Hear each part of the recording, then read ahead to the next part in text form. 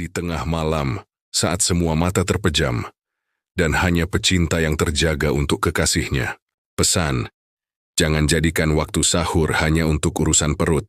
Bangunlah 15 menit lebih awal, salatlah 2 rakaat.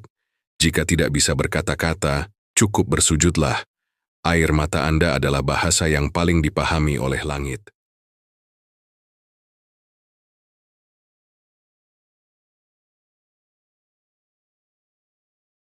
Pernahkah Anda merasa sedang berbicara pada dinding yang bisu, mengetuk pintu yang terkunci rapat, atau mengirim pesan yang hanya berakhir dengan tanda dibaca tanpa balasan? Kita semua pernah di sana, di titik di mana beban hidup terasas begitu menyesakan, dan satu-satunya yang kita inginkan adalah sebuah keajaiban. Sahabat sekalian, Allah Subhanahu wa Ta'ala berjanji dalam Quran Surah Ghafir 60, "Berdoalah kepadaku, niscaya aku kabulkan."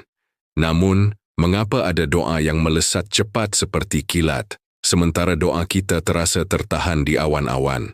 Bulan Ramadan bukan sekadar bulan menahan lapar. Ramadan adalah diplomasi langit. Ini adalah waktu di mana protokol semesta berubah. Pintu surga dibuka, pintu neraka dikunci, dan Allah membentangkan karpet merah bagi hambanya yang ingin mengadu. Hari ini kita akan membedah 5 gerbang waktu di bulan Ramadan. Waktu-waktu di mana pembatas antara bumi dan arsy menjadi sangat tipis. Kita akan belajar bukan hanya kapan berdoa, tapi bagaimana kondisi hati agar frekuensi kita selaras dengan pengabulannya. Rasulullah bersabda dalam hadis riwayat Tirmizi bahwa doa orang berpuasa tidak akan tertolak sampai ia berbuka. Perhatikan kata-katanya. Sepanjang hari, kenapa Allah sangat menyukai doa orang lapar? Imam Ibnu Hajar menjelaskan sebuah rahasia indah. Puasa adalah ibadah sirri, rahasia. Tidak ada yang tahu Anda puasa kecuali Allah. Saat perut kosong, fisik melemah. Saat fisik lemah, ego manusia, yang biasanya merasa kuat dan sombong, mulai runtuh. Allah tidak mencari untayan kalimat yang puitis. Allah mencari patahan hati. Seperti wadah yang pecah, air rahmat justru lebih mudah masuk ke dalamnya. Jangan hanya berdoa saat salat, saat Anda sedang macet di jalan, saat sedang merasa haus di siang hari, atau saat sedang lelah bekerja. Bisikkan hajat Anda. Di saat Anda merasa paling lemah, disitulah Anda paling kuat di hadapan Allah.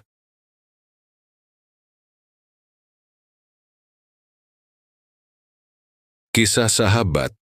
Abdullah bin Umar radhiyallahu anhu, seorang sahabat yang sangat teliti mengikuti sunnah, memiliki ritual unik. Menjelang berbuka, beliau mengumpulkan anak-anaknya. Beliau tidak bertanya, mau minum apa? Tapi beliau mendoakan mereka satu persatu. Beliau tahu, ini adalah waktu ijabah. Ibnu Qayyim menyebutkan bahwa hati orang yang lapar lebih dekat kepada kekhusyukan. Di menit-menit terakhir sebelum azan, kita berada di puncak pengabdian. Kita punya makanan di depan mata, tapi kita tidak menyentuhnya karena perintah Allah. Kepatuhan inilah yang membuat Allah bangga di hadapan para malaikat. Coba besok 10 menit sebelum maghrib letakkan ponselmu. Duduklah menghadap kiblat, menangislah, katakan, "Ya Allah, aku telah menahan lapar karenamu, maka jangan biarkan hatiku haus akan rahmatmu." Hadits Bukhari dan Muslim menceritakan tentang Allah yang turun ke langit dunia. Imam An-Nawawi menekankan, ini adalah bentuk kasih sayang yang paling intim. Bayangkan seorang raja besar meninggalkan singgasananya untuk mendatangi gubuk rakyatnya yang sedang menangis. Itulah Allah di waktu sahur. Dunia sedang tidur.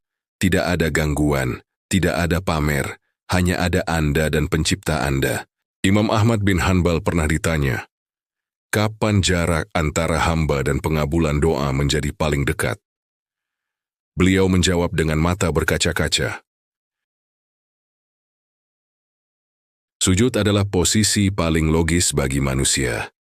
Kepala yang kita banggakan, tempat otak dan martabat berada, kita letakkan sejajar dengan tanah. Rasulullah bersabda, keadaan paling dekat seorang hamba dengan Tuhannya adalah saat sujud. Lalu, bayangkan jika sujud itu dilakukan di malam Lailatul Qadar. Satu doa di malam itu setara dengan berdoa selama 83 tahun tanpa henti. Ketika Aisyah bertanya doa apa yang paling utama, Nabi tidak mengajarkan doa minta kaya atau jabatan. Beliau mengajarkan, Allahumma innaka afuwun. Mengapa ampunan? Karena dosa adalah penghalang doa. Jika dosa diampuni, maka semua pintu rezeki dan kebahagiaan yang sebelumnya terkunci akan terbuka dengan sendirinya.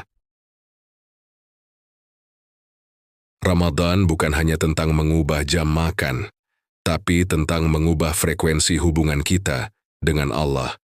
Jangan menjadi hamba Ramadan yang hanya rajin berdoa saat butuh, tapi jadilah hamba Allah yang menjadikan doa sebagai nafas. Mungkin ini adalah Ramadan terakhir kita. Kita tidak tahu apakah tahun depan kita masih bisa mendengar suara azan maghrib. Jangan biarkan Ramadan ini berlalu begitu saja tanpa ada satupun doa yang pecah di langit. Jika hari ini hatimu terasa berat, ingatlah, Allah sedang menunggumu di waktu-waktu mustajab itu. Dia tidak pernah bosan mendengar ceritamu, walau kamu mungkin bosan bercerita padanya. Terima kasih sudah menyimak kajian ini hingga akhir. Bagikan video ini kepada keluarga atau grup WhatsApp Anda. Siapa tahu, ada seseorang yang sedang putus asa dan video ini menjadi wasilah bangkitnya harapan mereka. Mari kita saling mendoakan. Tuliskan satu hajat umum Anda di kolom komentar. Dan mari kita yang membaca mengaminkannya bersama-sama. Semoga salah satu di antara kita adalah orang yang doanya didengar langit hari ini. Wassalamualaikum warahmatullahi wabarakatuh.